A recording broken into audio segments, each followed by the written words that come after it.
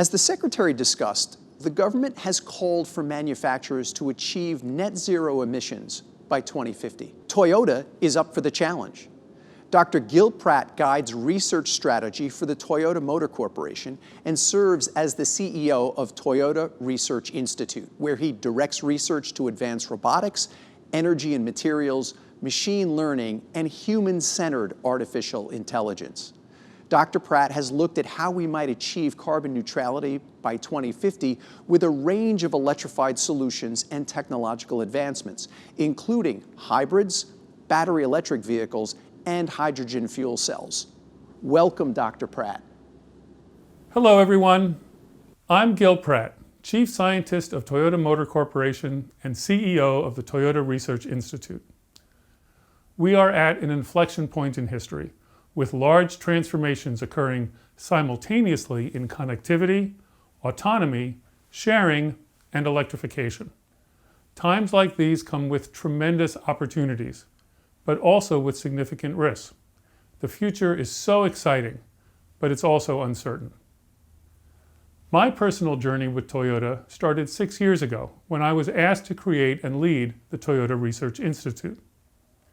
I came from DARPA, the Defense Advanced Research Projects Agency, that was created in response to the launch of Sputnik. I worked on robotics and neuromorphic computing, making machines that could help in disasters and making computers that worked like the brain. DARPA taught me several lessons, the first of which was that technological predictions are usually not reliable, and we must expect to be surprised. For example, how many of us who lived through the energy crises of the 1970s would have predicted that in 50 years, the US would largely be energy independent? And how many of us would have predicted 20 years ago that all of us would be carrying GPS navigation systems with high-resolution maps and real-time traffic information in our pockets, and that those same devices would not only connect us to the world in dozens of other ways, but work inside of our cars? It's easy to forget that the first iPhone came out only 15 years ago. And how many of us would have predicted the need to reduce net carbon emissions to zero in only a few decades? The only constant is surprise. The second most important lesson I learned at DARPA was that innovation requires exploration. And if you want large rewards, you have to try many approaches and take large risks. Trying to predict the future to make exploration more efficient does not work. There is no shortcut. When diverse and changing circumstances face us, the best approach, in fact, the only approach that works, is to stop trying to predict the future and instead work to try and create it, knowing full well that you will often fail. A tree must put out many seeds for a few to find the right place to grow. Let me give you one example.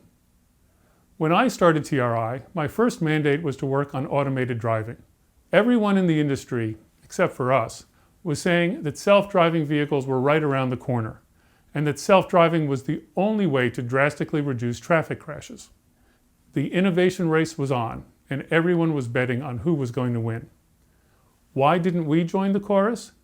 Because when we looked at the problem scientifically, we realized that there were some critically difficult unsolved problems in self-driving, and a more diverse approach could save lives sooner. Rather than focusing exclusively on a singular goal, we worked on two approaches in parallel: a very powerful active safety idea that we called Guardian, and a self-driving concept that we called Chauffeur. By following this diverse strategy, in only a few years we were able to demonstrate Guardian functionality far beyond current ADAS systems, with a low-risk path to commercialization in the future. Our approach to electrification is the same one that we took with autonomy. We believe in battery electric vehicles, and we're investing heavily in them. But we also believe that the way to reduce more carbon emissions sooner is to employ diverse solutions. This is particularly important for mitigating climate change because CO2 emissions accumulate globally and remain in the atmosphere for a long time. As with crashes, we need to reduce CO2 as much as possible, as soon as possible. The Biden administration agrees with us. Their ambitious goal to make half of all new vehicles sold in 2030 electric includes battery electric vehicles, plug-in hybrid electric vehicles, and fuel cell electric vehicles. Some BEV-only enthusiasts are cynical about this and say that the inclusion of several types of electrified vehicles was a compromise due to sunk capital costs or concerns about labor development. Certainly, some of those motivations are at work, but the greatest reason both the Biden administration and Toyota believe that we should diversify our portfolio of solutions to climate change is that a diverse approach is more likely to work. For this reason, in response to the administration's announcement, TMNA President Ted Ogawa said, "You can count on Toyota to do our part." And he backed up his words with commitments. By 2025, only 4 years from now, Toyota globally will introduce 70 electrified models, including 15 full battery electric vehicle models. Now, there's another reason why both the Biden administration and Toyota believe in a diversified approach to electrification, and it's a human reason. We want to give all people around the world, from all walks of life, the best tools to solve the global problem of climate change. Different people have different circumstances and different needs. Some live in areas with electrical grids powered by renewables. Others live in areas that will be powered by fossil fuels for some time. Some have convenient charging stations at home, and others live in cities where that is more difficult. Some are wealthy, most are not. As a result, what is best for the average person, or for any particular person, is not best for every person. We need to supply the world with a diversity of tools. This is the second reason that Toyota believes the best strategy today for reducing greenhouse gases is to offer a diverse portfolio of hybrid vehicles, plug-in hybrid vehicles, battery electric vehicles, and fuel cell vehicles. That way, everyone, regardless of circumstance, can contribute. Now, let me provide a third reason to believe in a diverse approach, and this is an economic reason. The manufacture of products that reduce carbon emissions often emits some carbon as well. This is generally true for solar cells and batteries, for example. A way to measure this phenomenon is to think of it like an investment, a carbon investment, where we emit some carbon today in order to save more carbon from being emitted in the future. The term for this is CROI, carbon return on investment. And here's where it gets interesting. For batteries, as a whole, to reduce the most net carbon, we should try and maximize the CROI of every battery cell produced. If we produce a battery cell and never use it, its CROI will be zero, and it will end up making climate change worse. On the other hand, if we fully use the battery cell to reduce carbon, its CROI will be strongly positive, helping mitigate climate change. Using real-world driving data and average US electrical grid carbon intensity, Toyota researchers created a tool that we've open-sourced at carghg.org. We found that hybrid vehicles and plug-in hybrid vehicles have similar lifetime carbon emissions compared to battery electric vehicles at less cost. Why is this true? Because the average US commute is around 32 miles round trip. If the average individual only drives 32 miles each day, then manufacturing and hauling around a 320-mile range battery will have low CROI. The otherwise idle battery cells could return a higher CROI by being put into many more electrified vehicles. The math is easy. As an extreme example, the same number of batteries needed to make one 320-mile BEV can instead be used to make 8 40-mile PHEVs. If those 8 PHEVs are only driven on 32-mile commutes, we can get 8 times the carbon reduction benefit of the same commute being driven by the 320-mile BEV. Now, of course, only some people will drive average commutes. For other people who drive longer distances with good charging infrastructure, the BEV will be the better choice. But let's remember, diverse circumstances call for diverse solutions, and what is best for the average person, or any individual person, is not best for every person. Even if the best choice for the average person someday becomes a BEV, it will not be the best way for every person to contribute to reducing carbon emissions and for the most carbon emissions to be eliminated. Maximizing the benefit of every battery cell produced requires that we distribute them smartly.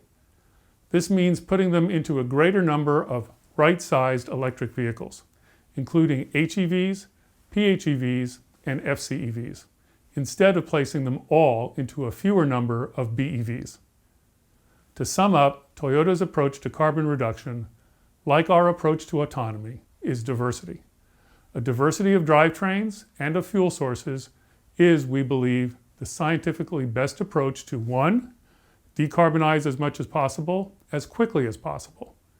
2, enable everyone, regardless of location or circumstance, to contribute the most they can to reduce carbon emissions.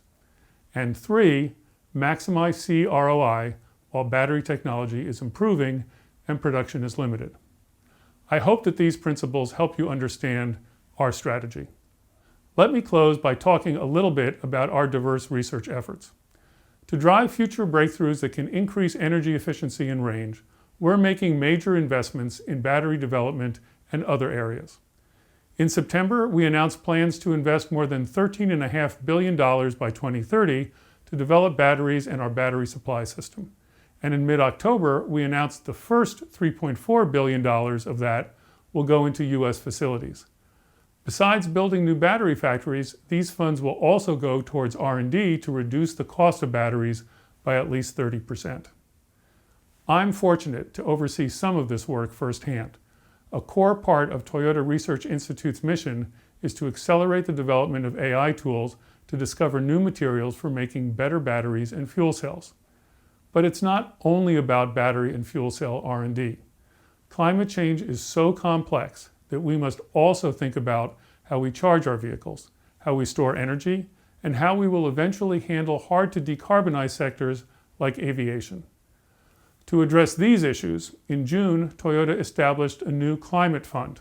Managed by Toyota Ventures, this $150 million fund is focusing on finding and funding early-stage startups that are developing innovative solutions for mitigating climate change. These include renewable energy, hydrogen, and carbon capture. We are also working with an increasing number of partners in these areas. In conclusion, I'd like to reiterate that the stakes of the climate crisis are too large to get wrong by focusing on too few possibilities. Toyota sells around 10 million vehicles each year. By 2030, we expect 8 million of those to be electrified, including 2 million zero-emissions vehicles. We are putting our full resources towards discovering the most impactful carbon-neutral solutions for the future, while helping our diverse customers decarbonize as much as possible today. We cannot predict the future and which technologies will turn out to be the best, but we can commit our resources without fear to the exploration necessary to find out. Thank you.